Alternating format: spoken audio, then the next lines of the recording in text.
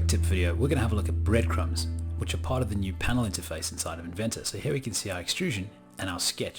Introduced in Inventor 2020.2, we have the Return to Extrude button, which acts just like the breadcrumbs. So here we can see we've got an activated extrusion, and when we click on the breadcrumb for sketch, we can now edit the sketch from this extrusion. And when we're done, we can click back on the breadcrumb and we can then interact with the extrusion. Shooting back via the breadcrumb to the sketch, we can add things like dimensions.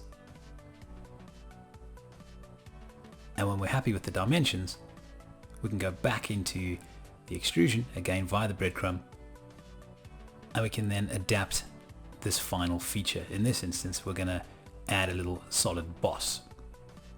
From here, we're able to go back into that extrusion again. Going back into the sketch, we can make any changes that we need. And then using the breadcrumb to return to the extrusion, we can change this from a boss to a cutout. Breadcrumbs make both modeling and editing features much faster.